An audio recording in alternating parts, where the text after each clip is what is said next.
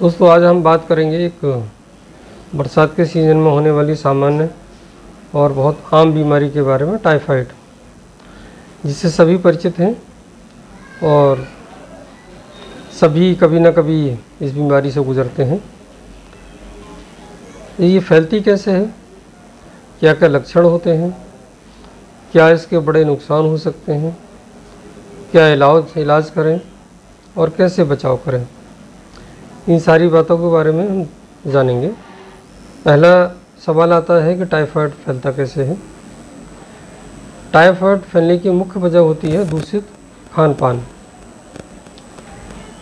दूषित खान पान का मतलब है कि इन्फेक्टेड पानी आपने पी लिया, इन्फेक्टेड बासी रखा हुआ खाना आपने खा लिया,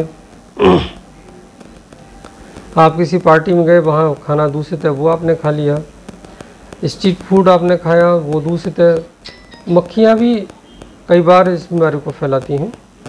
एक इन्फेक्टेड जगह से दूसरी इन्फेक्टेड जगह वो जाकर बैठ जाती हैं।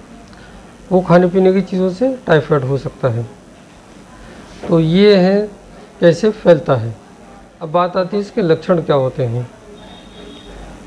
लक्षणों में जो सबसे अहम लक्षण है, इसमें बुखार होता है।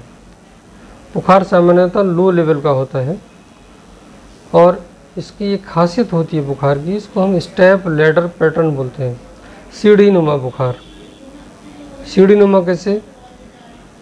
आज बुखार मान लीजिए 99 डिग्री है, कल फिर 99.5 होगा, परसों वो 100 हो सकता है, उससे अगले दिन 100.5 हो सकता है, उससे अगले दिन 100 हो सकता है।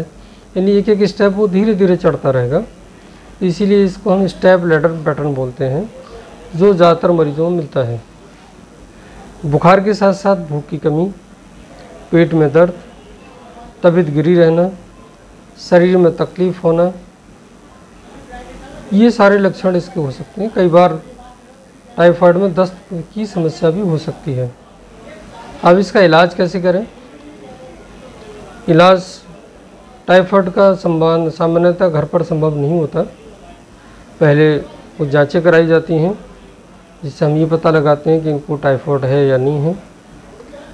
कई मरीज़ों में चकत्ते भी देखने को मिलते हैं, जो रोज़ टाइप के होते हैं। ये ख़ास तौर से टाइफाइड में ही मिलते हैं। जांच के बाद डॉक्टर से संपर्क करना चाहिए और डॉक्टर के ज़रिए इलाज करना चाहिए। इलाज थोड़ा लंबा होता है, 2 से 4 हफ्ते का इलाज हो सकता है। कई बार जब कंडीशन ज़्यादा ख़राब होती है तो इंजेक्शन भी लेने पड़ सकते हैं, और इंजेक्शन का कोर्स लगभग 1 हफ्ते का होता है। इसके गंभीर परिणाम क्या हो सकते हैं?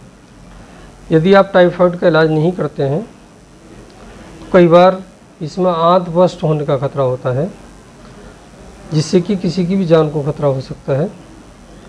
आंत यदि बस्ट हो जाती है तो इसका सिर्फ एक ही इलाज बचता है, वो होती है आंतों की सर्जरी, अन्यथा मरीज़ की जान चली जाती है। इससे बचे कैसे? बचाव के लिए वही चीज़ है कि भाई खाने पीने का हम बहुत ध्यान रखें, बाहर की वस्तुएं नहीं खाएं, पानी गर्म करके और उबाल कर ठंडा करके पिएं या फिल्टर का पानी पिएं। स्ट्रीट फूड खाने से बचें। ये सारी चीज़ों से हम बचे रहेंगे तो टाइफाइड से बचे रहेंगे। टाइफाइड का वैक्सीनेशन भी उपलब्ध है,